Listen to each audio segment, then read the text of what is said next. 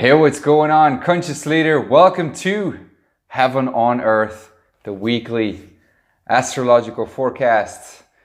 I'm the Leo Mystic, your astrologer, and we're looking at the astrology for the week of the 19th until the 26th of August. And we're back from Bosnia, Herzegovina, and Croatia, where we were just not able to record the weekly forecast.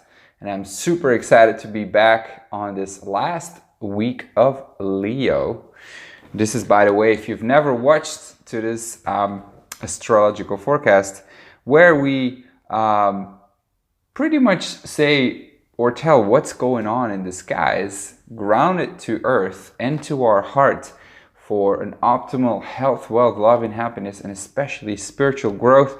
And of course, we have the Angel Oracle cards and the Sacred Rebel cards, our challenge for this week, and how we can conquer that, or how we can ask for some guidance.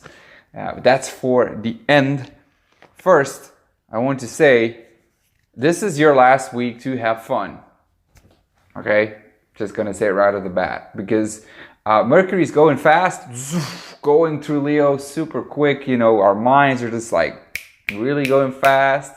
And Mars already came into Virgo on Sunday, which is actions and discern. You know, what is fucked up has to go, and what is good for our service. And as we'll see this week, it's about service to the planet Earth. And gradually this week too, Venus comes into Virgo. On Tuesday, Venus comes into freaking Virgo. So now we'll have Mars and Venus into Virgo, which is all about health, routines, putting in the work, discern. And with that moon in Aries, the first 2 days, half of this week, Monday and Tuesday, this is where you act. This is where no bullshit, done with, going on vacation, having fun. This is gradually, and I like this, how it's gradually going with first Mars and Venus, then the Sun comes along, and later on comes Mercury. And so you'll gradually, this is the universe giving you a little bit of like a break in terms of like immediate shift of energy. It's gradually. So I would say you too, take your time to, just let your work come in, going from vacation mode and getting into that work. If you want some vacation, this is the week to do it. If you're not going to do it the week after, and if you're going to take vacation, then you'll be like, I don't know, I think I should work, I think I have to put my service. And so the moon in Aries is really about action. It's about initiating, and it's a knife. It cuts.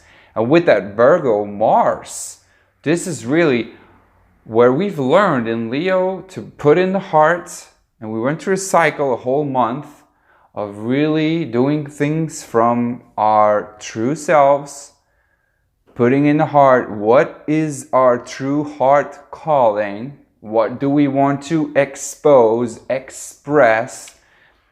All of that, we can't forget to keep on putting in the heart in Virgo, which we can forget. So learning to integrate that.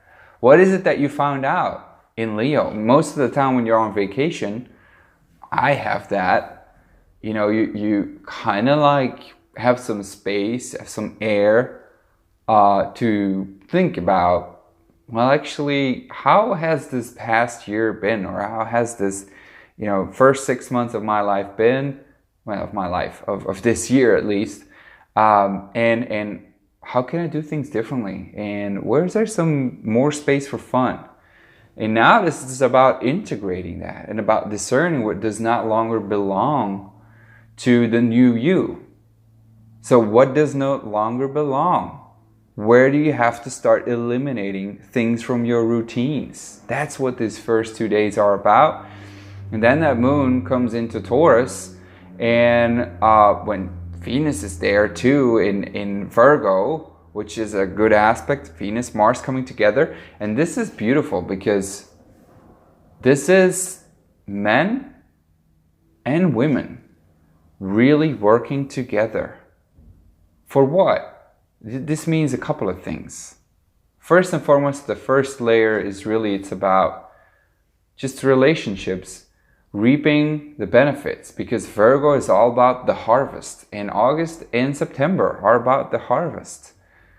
So going through this month of fun and, you know, just having romance, there's some work to be put into relationships, you know, just starting a new cycle of that. But also, you know, where can you just look at the fruits of the relationship that has been blossoming and that you've been, you know, romancing and really enjoying and putting in your heart and sharing the heart with your relationship, and now reaping the benefits. So enjoy in that sense too. But Venus and Mars coming together also means that right now men and women are equal and have to put equally their work in what is Virgo.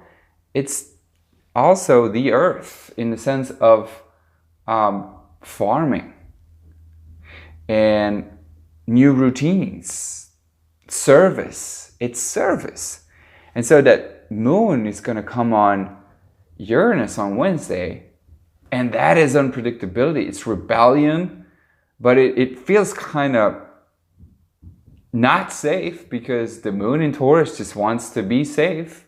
It wants to relax and enjoy and go within and just be comfortable, but it's not. But with that Venus Mars, we'll have more stability. We got a lot of Capricorn energy. So there's a lot of, you know, earthy, down to earth energy.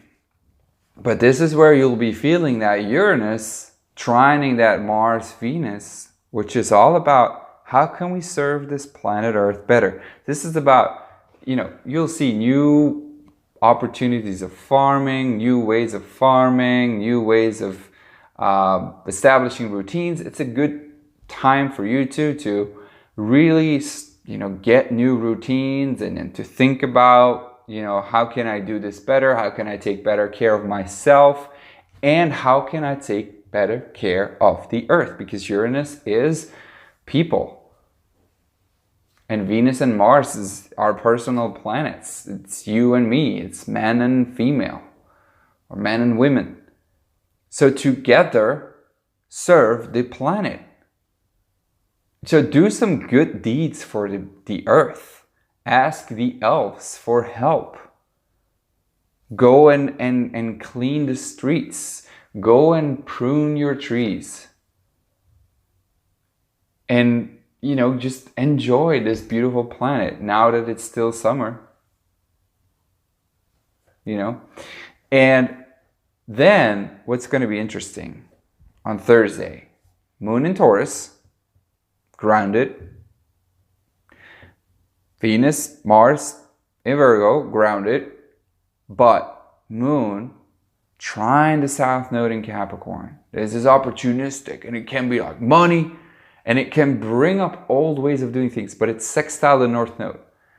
So this is the opportunity to take old ways of doing things that benefit you, things of integrity, how to take all the new ways of doing business from a more feminine aspect and integrate that into the future. Old habits, old traditions, and renovate them, renew them. That's that Uranus in Taurus. And having the capacity to take it with you to the future. I think we're learning more and more about the history of this planet. I think we are learning more and more about our history and how we've been scammed. I don't want to use that word scammed, but you know, how we've been stuck in old patterns. And this is about transforming that. And, you know, Cancer is a cardinal water sign, which is all about, you know, the last phase in that sense of, well, not the last phase, but transforming, initiating a transformation of a new self-image, a new us, cleansing ourselves, our home, of who we are.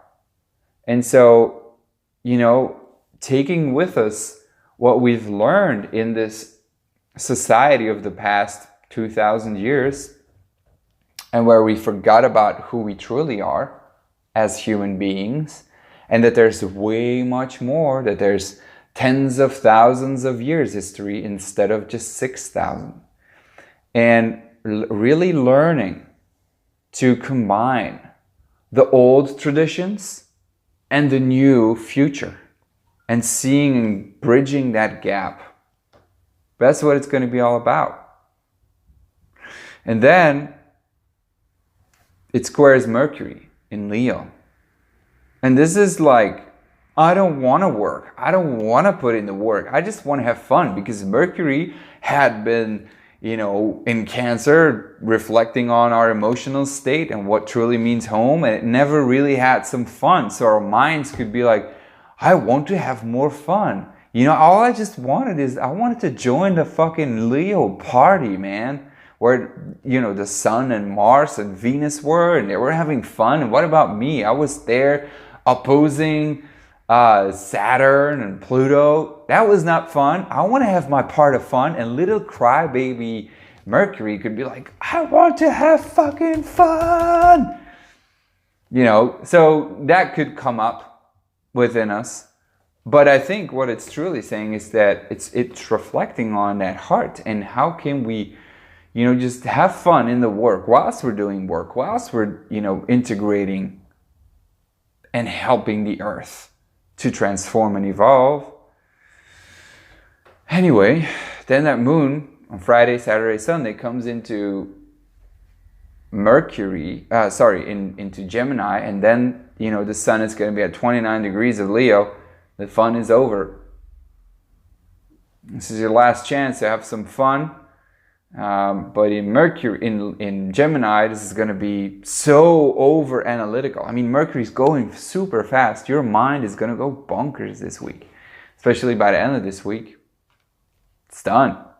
You're going to be super critical with all that, you know, Virgo energy, which is super analytical. We're going to be so analytical and like, this has to go and this has to be there, and it's not good enough, and I have to do this, and come on, I have to get it back to work. And then that moon in Gemini is like, but what about this? And what about that? And I don't know. And you know, there's so many options. Fuck. And it's squaring Neptune. And then it's going to be all like, you know, so distracted. It could go, you're just like, you know what? This is too much. If you've not taken your vacation, if you've not enjoyed your time, you're going to feel this. This is going to be hard on you if you've not had your space and time. What this is truly saying is that in your loving relationships, and when you're, you know, with any relationships that you're having right now, whether that's romantic or friends relationship, this is going to be, can you start a conversation and see what's possible, and do that from a spiritual perspective, but keeping grounded and stating the facts. And this is where you evolve towards a new stage of service that comes from the heart and that is spiritual, that in December, November past year, where we had all of that spiritual warrior, Mars and Pisces, and conjunct Neptune, and understanding that we're spiritual beings. It's about accepting that. It's about integrating that. It's about transforming to a new stage. That Uranus in Taurus and Moon in Taurus on Wednesday is really about ascending towards a higher plane in this earth and raising the vibration of this consciousness of our planet Earth. And you and I are responsible for that. And this starts from within, because we're all interrelated, all interconnected. One cell that can define and raise the vibration of this planet, as above so below, but as below so above.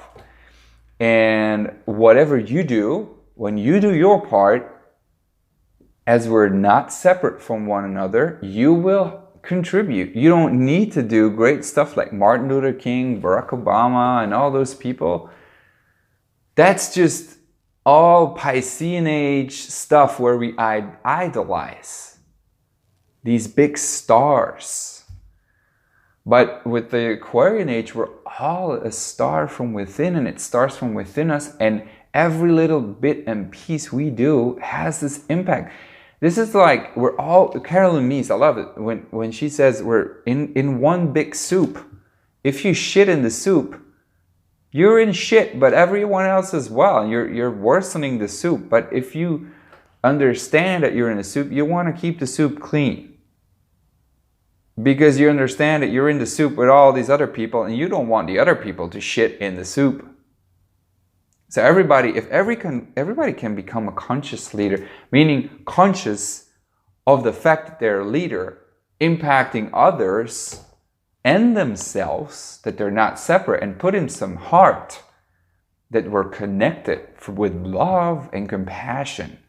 That's what we have to do in order to ascend to a new higher plane, a better new earth. That's all that Capricornian, Virgo, Taurian energy this week all about. It's about that service and all that has come from the heart. To integrate that. This week, first card, the Sacred Rebel. Challenge is to trust yourself. I think we will be challenged this week to trust ourselves. It is about knowing that we have everything within us, that you, with that Leo energy, if you've had the fun and if you just truly tune into the heart, if you haven't done it and you're watching this now, you have 3 days to do that, to really connect with the heart and to trust yourself that whatever, this is the soup that I've been talking about. Trusting yourself means that you have connection to a bigger source, a bigger planet than what your little mind thinks. This is not the ego mind trusting yourself. Trust yourself means that you know that deep down within, you're not alone, but that you're part of a bigger whole, a bigger mind, and that can flow through you. And that's the whole freaking reason why this card, have you asked the angels for help? The angels will help you, but only if you ask all these beautiful beings that we cannot see with our physical eye, but with our spiritual vision, spiritual senses. And this is where we ask the angels for help. The angels are not going to interfere if we don't ask them, but they will if we do. So ask your angels your help to have that trust in yourself so that you can serve from a heart space and do the work. Integrate. Take care of yourself with that Virgo energy. That's it. Thank you so much for watching. Don't forget to subscribe. Also, I have a personal private Facebook group that you can join for just 20 euros a month, where I guide you through your personal zodiac sign, give you a forecast for the week, help you with the full moon, new moon ritual, and go live every week, Q&A. You know, it's a no-brainer. So see you in there. Thank you so much. Much love, the Leo Mystic. Peace.